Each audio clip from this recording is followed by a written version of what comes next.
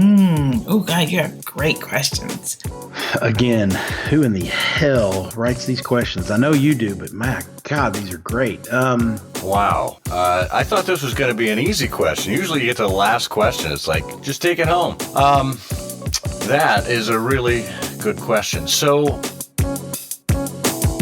then how that connects to the work that I do now as a macro social worker, primarily dealing in economic development, business, and entrepreneurship. When you think about what business is, basic principle is, how do we get people to spend money based on their behaviors and things like that? That's identical to social work, right? Welcome back to another episode of Tiny Giants, the creator economy show where the focus is on careers over celebrity. I am your host, T. Adeola, your favorite former 400-pounder getting you fit on all things creator economy.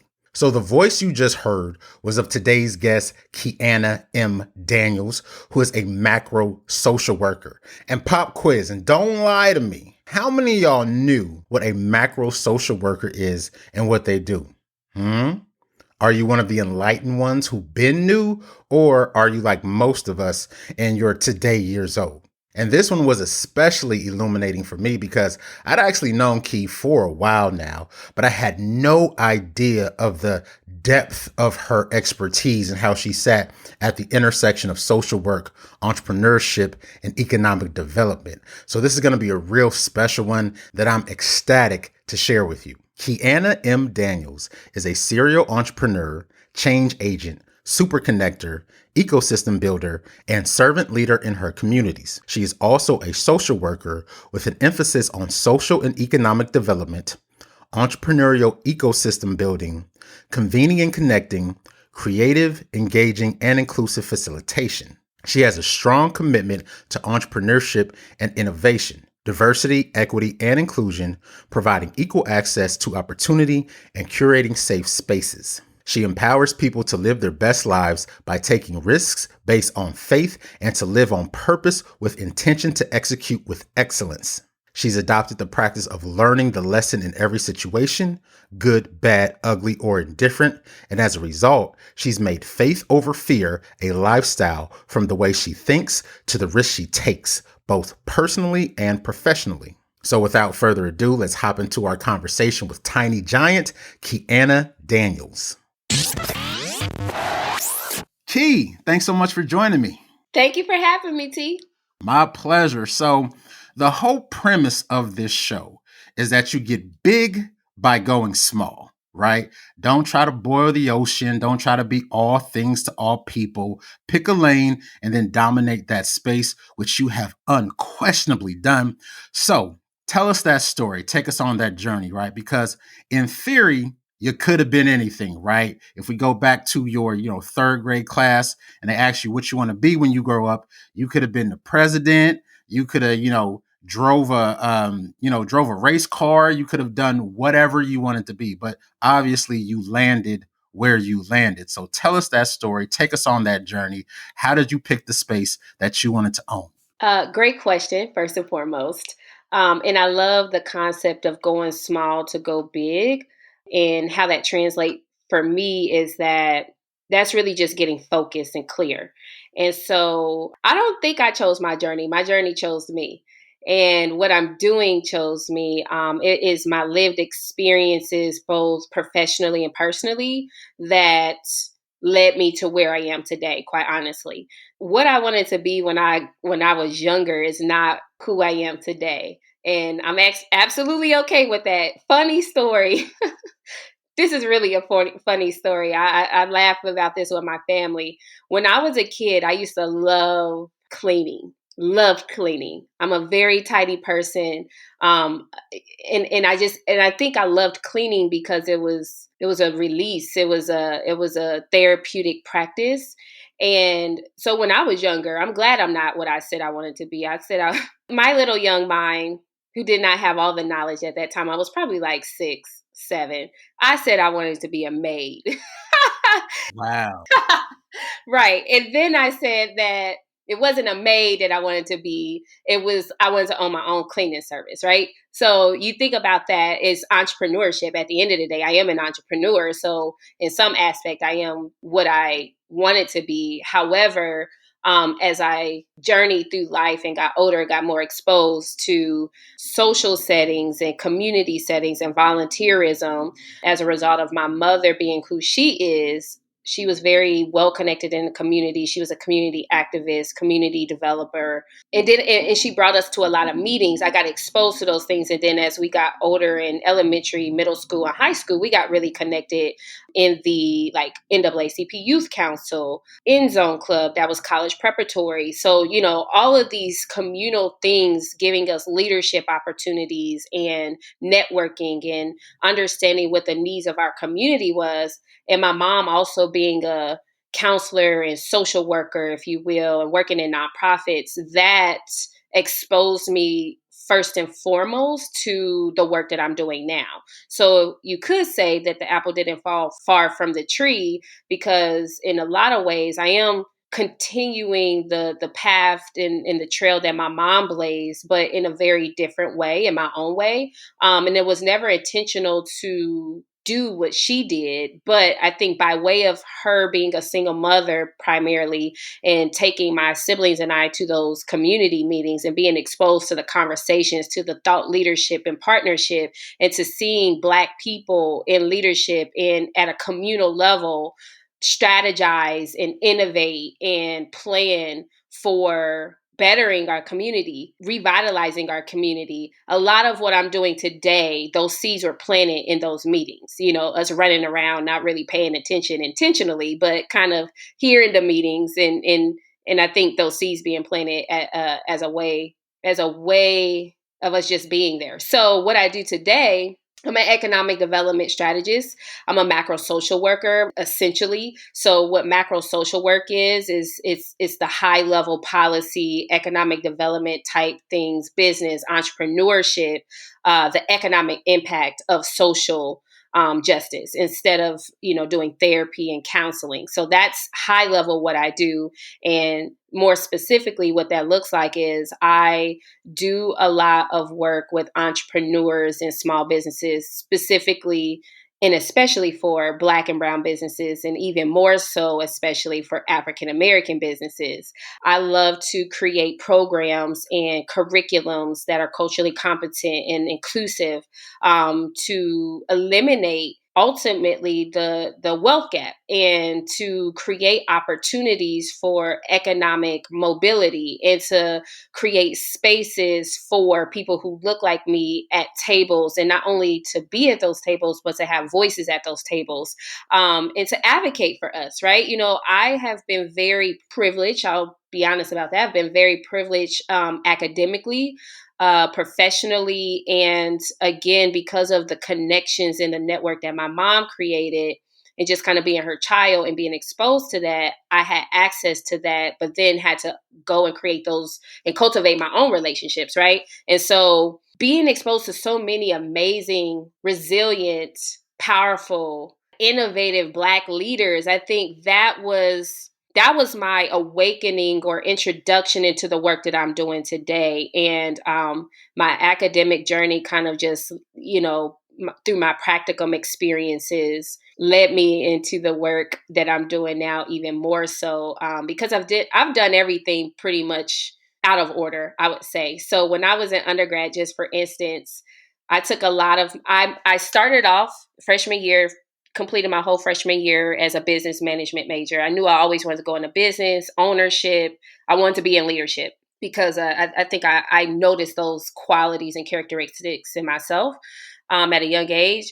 And then at the end of freshman year, after completing it, I was feeling some type of a conviction in my heart and spirit that I was like, well, dang, I've gotten the foundation for business, but this isn't fully fulfilling.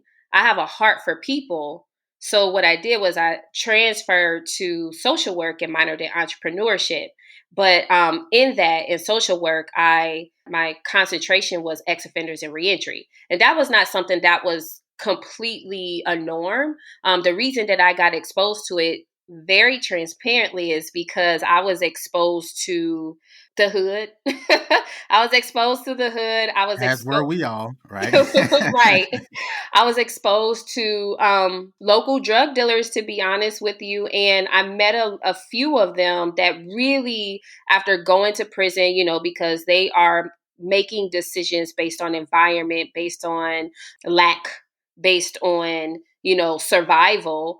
They are making decisions that are getting them caught up in the criminal justice system. And there were a few of them that I met that really wanted to change, that really wanted to get out of that lifestyle and have a better quality of life and make a living and things like that. But they didn't know any other way, right? That was going to be able to give them the same amount of money. And so when I saw that, I was like, well, I want to learn more about recidivism. I want to learn more about how do we eliminate the barriers for people who are returning home and be able to allow them to create a quality of life that will not have them breaking the law, right? And so I started to kind of chart a path in the social work department for that focus. And then that kind of had me taking classes out of order. So I took my 300 and 400 level classes before I took my 100 and 200 level classes. So I Big went. flex. I like it. Not everybody can do that. Not everybody can pull that off. So that's one of the big flexes. We dig it. Yeah. Well, it's by accident, but not by accident. Everything has purpose, right? But it also makes so much sense, T, because I'm a big picture thinker and I work my way back from the big picture. And so when I look at how that worked out, how God allowed that to work out, what I thought was by accident was very much on purpose in the way that I work, right? I work from the big picture in my way back, and that was what happened with the class. So that happened in undergrad, and then also my practicum experience. I created this. I sought it out. I went out and found it. I ended up being, for about 8 months of my undergrad practicum, I'm going to do air quotes, unofficial probation officer. So by unofficial, I didn't go to school to be a probation officer, but that was my practicum from the social work lens, right? So I came with a very different perspective on how to handle these folks, and it was misdemeanor courts. I held my own office visits, all of those things. And so it gave me a lot of experience. It gave me a lot of exposure to truly understand the basic principle of social work, which is empathy. And what empathy is, at a very simple definition, is the understanding of why people do what they do. So then how that connects to the work that I do now as a macro social worker, primarily dealing in economic development, business, and entrepreneurship. When you think about what business is, basic principle is, how do we get people to spend money based on their behaviors and things like that? That's identical to social work, right? So a lot of people don't realize how important a social worker is in business and economic development, all these kind of higher level, more macro types of professions. So I like to call social workers in these spaces the Army Swift knife. We are the secret sauce, right? Because we understand people. We understand how to influence people. We understand how to be more human centered in business, in law, in criminal justice, and things like that. And so I understood my gifts, right? And I understood my training and understood the intersectionality of social work and entrepreneurship, economic development, in the way that I believe God continues to show me how he's using me, which is to have massive impact by being a translator. Right. I can understand and be at this high level of strategy and policy and systems and curriculums and all these things that people, decision makers, are making, but still be in that room and at the table and really be the creator of those things with keeping the person in mind, right? And that for me is how I came to be who I am and doing the work that I do. So I said a I lot love it. there, but I love it. I'm here for it. I absolutely love it. So, given your purview and your experience and where you sit, your vantage point, because one of the great things about being a giant is that you can see for miles, right? You have a perspective that other people don't. So, are there any non-obvious traps that you would advise someone coming into the space, or even your younger self, if you could go back and talk to the younger Key? And I'll go first. For example, in the digital marketing space, I'm almost 20 years in. And, back when I graduated from high school, way back in 2002, I just went online and Googled how to make money online. Right. And I got a lot of bad information that I didn't know was bad at the time because I had no one oriented me. I had no point of reference. It was just whatever it said. And as we all know, everything online is true. Right? Like it's all right. So I got a lot of bad information. I made a lot of mistakes. I didn't have any direction when I first cut my teeth, which was part of my journey. And I'm thankful for those experiences. I'm not bitter, but I just wish someone would have taken the time to sit me down prior to making a lot of the flubs that I made. And so given, where you sit at this point of your journey and this point in your career, are there any non-obvious traps that you would counsel people against? Yes, I think so. So, you said something, right? Like, I think it's true for me as well. Seek out mentorship, right? Seek out people who are smarter than you. And I think that's something that I always did, but not always actually. Let me just kind of journey back. I have had to overcome independence, right? And sometimes when you're super independent, independent, you don't really ask for help. You don't ask for guidance. Even though I had people that came to me and gave me some guidance, but I wasn't always so receptive to receiving it or hearing it.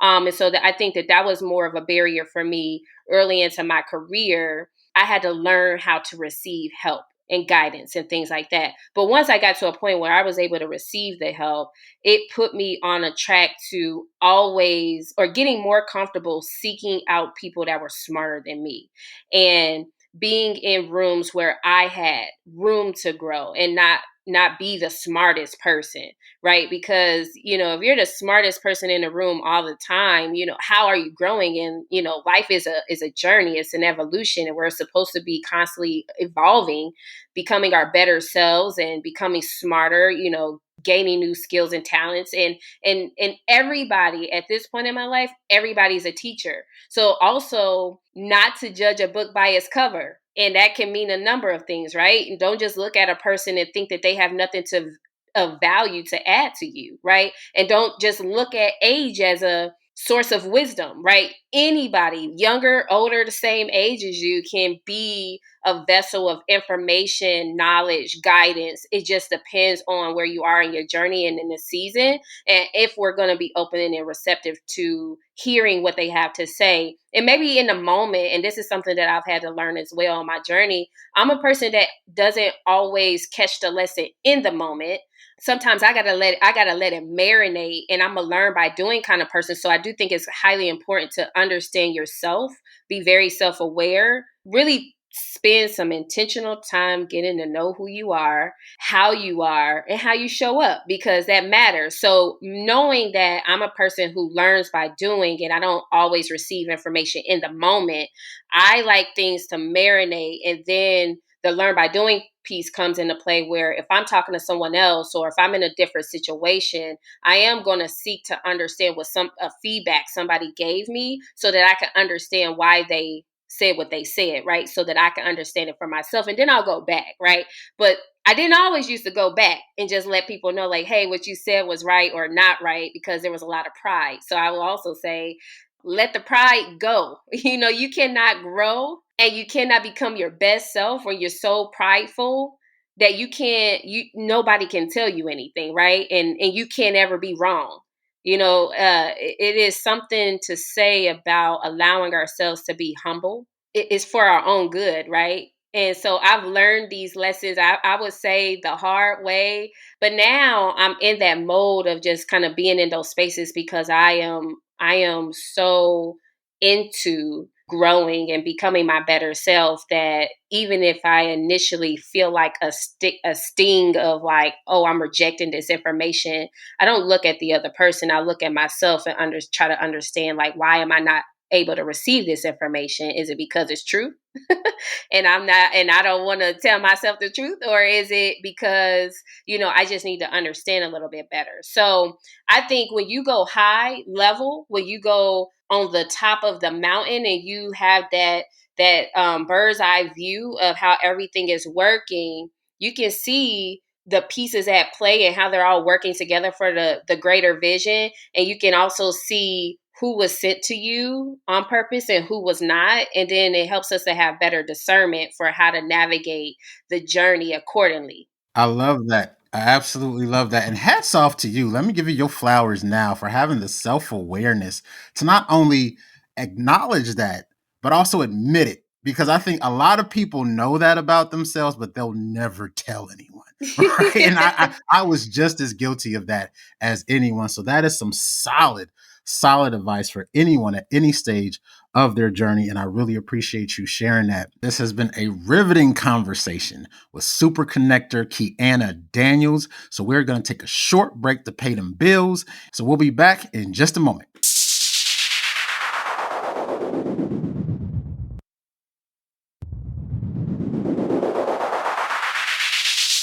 So Key, that was excellent. So another benefit of, giant status is not only you get that bird eye view, but you get to shape the landscape, right? You actually get to move mountains and trees and all that good stuff. So talk a little bit more about the macro work that you do and how you're using your giant status to shape the landscape.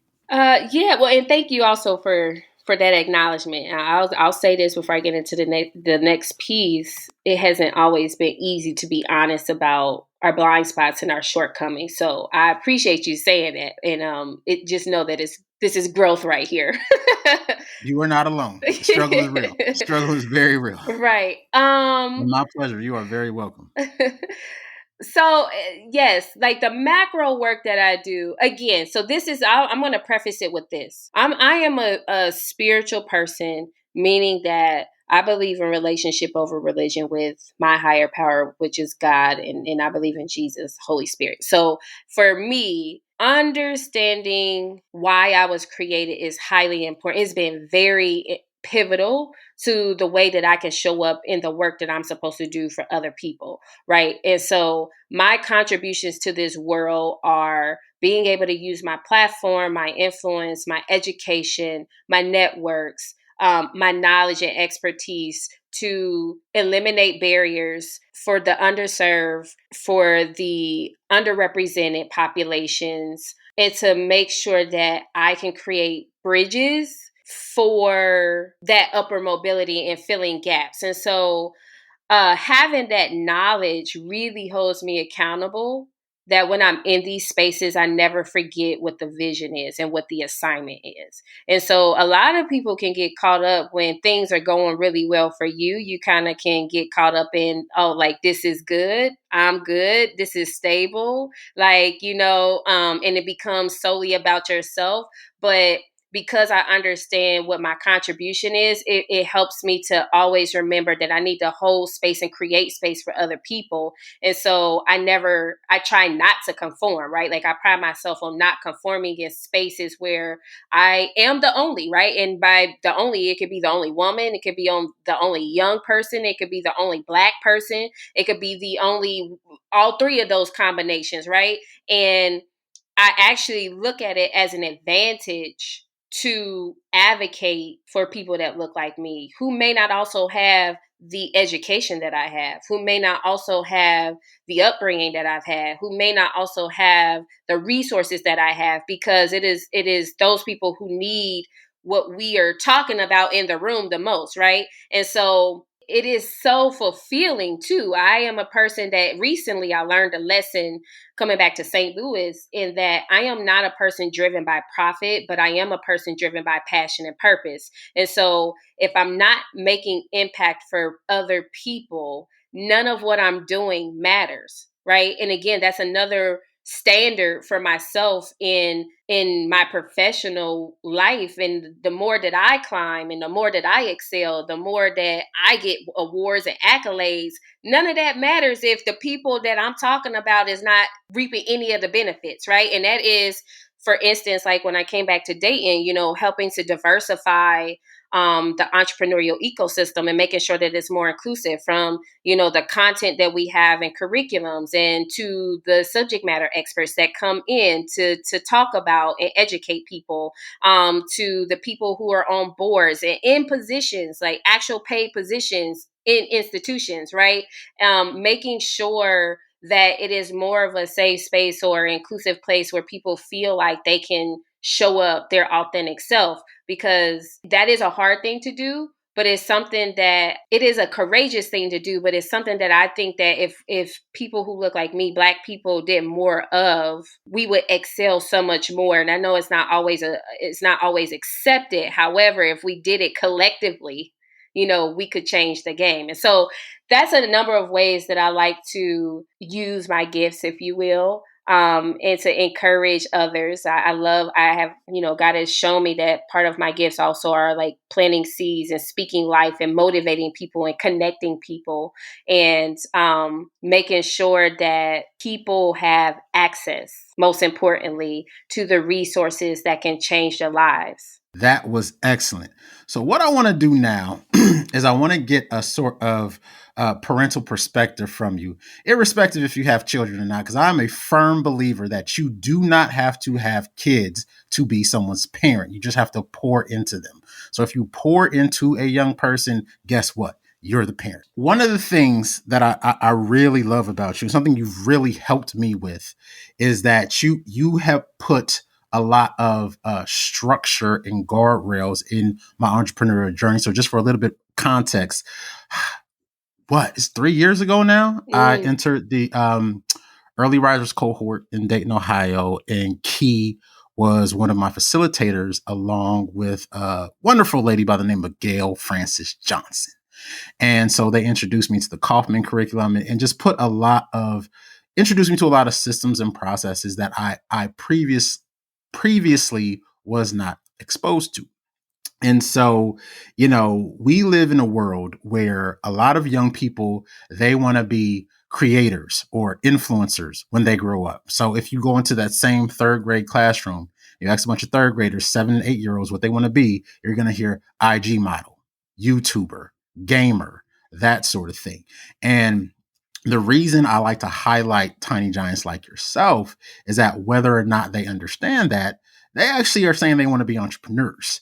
And there's a lot that comes with that I don't think folks fully understand, like especially like young, because I have a 13-year-old. I have a 13-year-old, a 9-year-old, and a 6-year-old as of this recording. All three of them want to be YouTubers, right? Okay.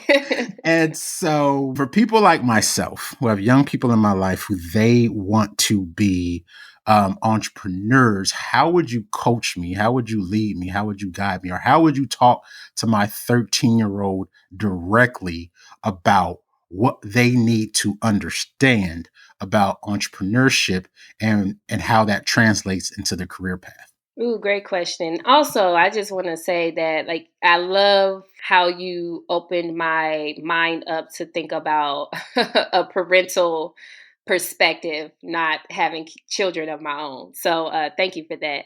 But yeah, I think, a place that I would start is quite honestly understanding what it is that they want to do, right? I think we have to operate from a strengths-based perspective, especially with African Americans. And a lot of times, if we can encourage and inspire and motivate our youth to really create a life and a business doing what they genuinely love to do and what they're gifted at naturally, I think it makes the journey a little less challenging, because they're not trying to do something that they have no skills in, right? Not that you cannot grow skills and learn skills, but a lot of times we don't even encourage our youth to do what they're good at naturally, right? Like, we minimize that if we feel like it doesn't have the potential to make money. Right. So first and foremost, like, I love getting to know people. I love the engagement process. And I find youth and young people extremely fascinating, especially now the way their mind works because of everything that they're exposed to now. They're just a lot more articulate than we ever were at that age. So that's first and foremost. I start there, strength space. Secondly, I try to understand and get a lot more clear about what it is that they like, what is their goal? What is their dream? And I like to give youth and really Black people space to dream and dream without shooting the dream down while they're dreaming. A lot of times we do that. Say that. Say that again. Amen. Say that. I mean, like, we gotta just give ourselves the opportunity to dream without shooting it down while we're dreaming, because it's not a dream if we like already being like, but that'll never work. And that's by design, and that's learned behavior, program behavior from systems and things like that. However, we have to allow ourselves to dream, to really envision what could be in a perfect world. And then if we know, because that's the incentive, right? Like, that's the incentive for people to get started. If you know that, and somebody pours into your dream and speaks life into your dream and lets you know like that can actually happen, then we have the buy-in and the input from them. And a lot of times in entrepreneurship, especially when it comes to funding, we say, we need you to have some skin in the game. But the only way a lot of times people can have skin in the game is if they know that their dream is attainable. And so we have to be very vigilant and I think intentional about saying, yeah, that's possible. Like, there's literally anything is possible if you have the right resources, the right people, the right infrastructure, the right foundation. So that's the second part. Then I would go into, okay, well, what do you know about entrepreneurship on your own right now? What have you researched on your own? If it's the answer is none, you just thought about it right now on the spot. Cool. Well, let me help you to just simply use a resource that you have for your fingertips. If you have a phone, if you have access to a library, which is to go Google some terms. Right? Go Google, entrepreneurship programs. Go Google entrepreneurship or small business or business resources, right? Everything for me when I'm talking to people to really simplify things of how easy, I'm going to say easy lightly, but how easy it is to just get access to information. It starts with a simple Google search, right? And a lot of people that I used to talk to, running Early Risers Academy, they would think that they had the next $1 million idea, and I never shot that down. But I would challenge them, or encourage them rather, to say, well, what market research have you done, right? To see what else is out there. A lot of times people don't research. They don't just look, they don't seek information and knowledge to see what is existing already. And then based on what it is that they want to do in entrepreneurship or business, how are they going to set themselves apart, right? How are they going to compete in that industry or that market? And so it really starts with just having that conversation. And then for a lot of people, they need to be shown. So I'll go help them do the work, right? Because it's about meeting people where they are. Especially kids, even though our kids are so advanced, they might be able to teach us some things, if I'm honest. But for me, it starts there. It starts small. It starts simple, and then build on there. Because I know that, with all the information that I have in the industry of entrepreneurship and business and all the resources that I know about, it can be very overwhelming, especially when you're new to resources, right? If you've never had access to this level of knowledge and information, it can be very overwhelming because there is a plethora of resources out there. It's overstimulating at this point because it's saturated, especially for startups, right? If you're just getting started. So I think it's really important to recognize that, because a lot of times if a person is overstimulated and they are overwhelmed by something, that can stop them in their tracks. And so I don't want that to happen. I'm all about eliminating barriers. So I like to, engage with them, pay attention to verbals and nonverbals, and really see, like, am I overwhelming this person with this knowledge? If I am, let me slow down, let me take a step back, and let me make sure that they're understanding what I'm saying by sometimes, especially for youth and young adults, like, repeat it back to me in your own words, what I just said, so I know that we're on the same page and that you understand the journey that we're on together right now. And then again, just building onto that, because I think for us, when you look back historically at the lack of access that African Americans and brown people have had, when you give them information, we have to be very careful of how we do that. We have to be intentional about that, because if the goal is to eliminate the barriers and to get them to economic prosperity, to close some of these gaps and to get them to access to the resources, we got to understand where they're coming from and meet them where they're at. And some people don't like to do that because it does take a lot of work sometimes, right? It means that we got to get out of our comfort zone just as much as they got to get out of their comfort zone.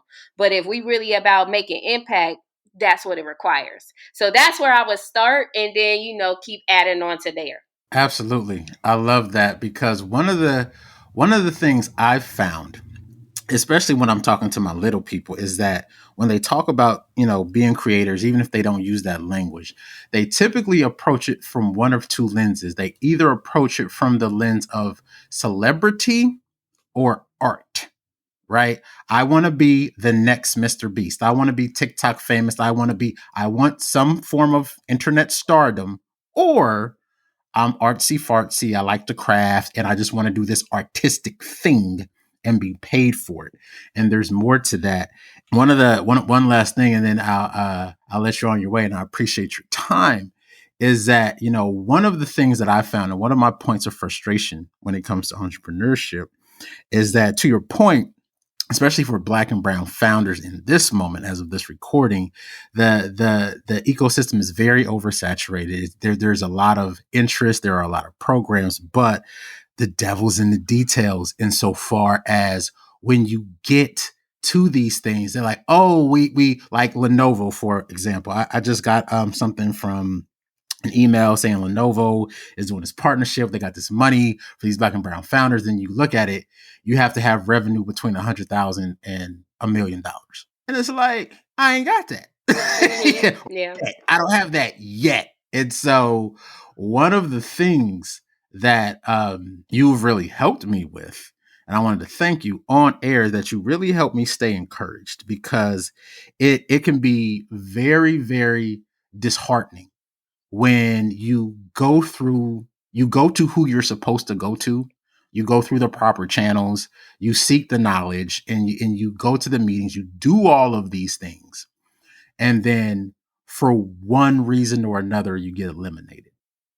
And that can be very, very discouraging. And it eventually it teaches you, it teaches you, it can condition you not to seek help, which is counterproductive.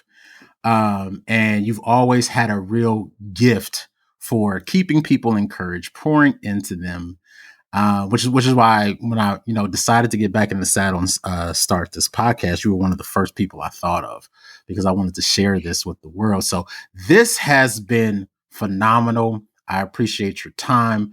Nothing left to do but roll out the red carpet. So Key, please tell people where to find you. Give us all the social media handles. Tell us about any projects you got going on, how people can retain your services. The floor is yours.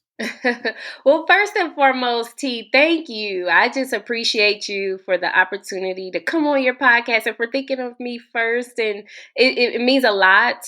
Thank you for letting me know how I've been able to impact you in a positive way, because that is the goal. I know that we need that, right? People need the encouragement, especially in entrepreneurship, because as much as entrepreneurship is praised and encouraged and all of those things, entrepreneurship is not for everybody. And that is the honest truth, right? And it is also very challenging, because as much as people get into entrepreneurship to be their own boss, you also work a whole lot more. You are the one that it all falls on. You are the one getting the money. You are the one who are growing the business and building the infrastructure. And if you have staff and employees, you are the leader, right? And there are people who are looking to you. So other people's livelihood is in your hands. So I just commend you for staying the course, no matter how challenging it's been, because what you are creating, have created, and what you will ultimately be able to do with your other business is going to be so impactful. And a lot of times, as we've talked about, when you changing the game, people talk a good game, but they don't always want to help you change the game, because that means that they got to get uncomfortable. So if I can encourage people to stay the course because of that, and just remind them like, hey, don't take this personal. It's a system thing. It's not a you thing.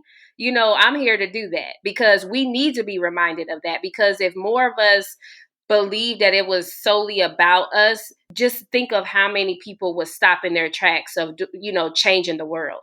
And we don't need that. We need change makers and justice pushers and all those other things. So I say that to say just thank you. And I still encourage you to keep going.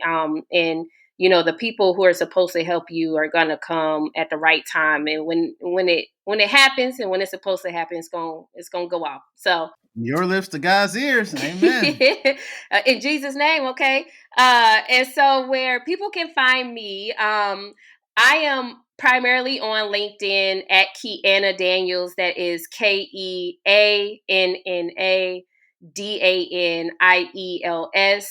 I also have a website, www.kmdempowerment.com, for my consulting business, which, right now God is working, and that's going to be in evolution, but that's where I can be found right now. Another business that I have is Tears, Tides, and Transformation. It's a podcast about healing.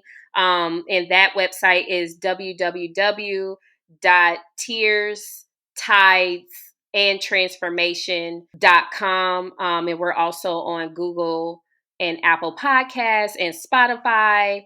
And, I just encourage anybody who's thinking about doing entrepreneurship to try it out if you would like. I think you can try it and learn the lessons. If it's not for you, that's fine. Go back to work. That's absolutely okay. If it is for you, keep going and shooting for the stars, and ask for help. Ask for help. Seek out the services that are out there. There are a lot of free things out there that can help build foundation and get you to that next level. There are a lot of great people out there who are genuinely wanting to help others get ahead. Definitely pray for discernment, because not everybody's for you, but the people who are will help you and connect you. And honestly, I'm on a journey myself in entrepreneurship. I'm just going to briefly say this. I recently moved back to St. Louis about 6 months ago for a job, and I quit that job because, God told me that I was out of alignment and out of purpose. And so I'm going back full time into entrepreneurship myself. Things are evolving, and I'm evolving, and I am just, being present and going along for the journey, and exciting things are coming. So just stay tuned.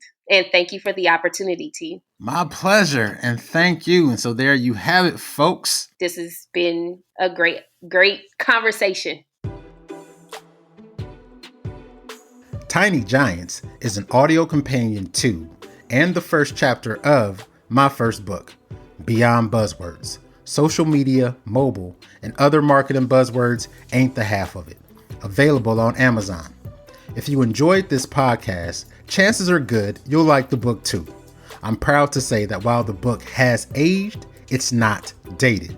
Sure, some examples could be freshened up, but strategically, it's as rock solid as the day it was written. Not every author can say that. I encourage you to pick it up and leave me a rating and review.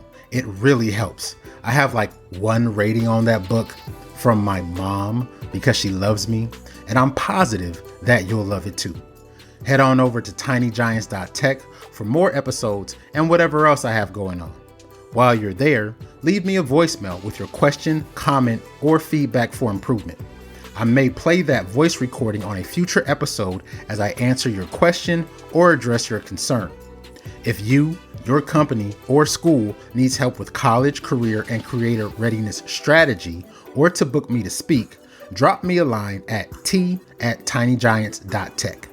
If you or someone you know is doing big things in small or not so small niches, or as we like to call them, tiny giants, and they will make a great guest for the show, email me at t@tinygiants.tech. Thanks for listening, and remember, you get big by going small, but to prioritize career over celebrity. But no matter what you choose, know that I'm rooting for you.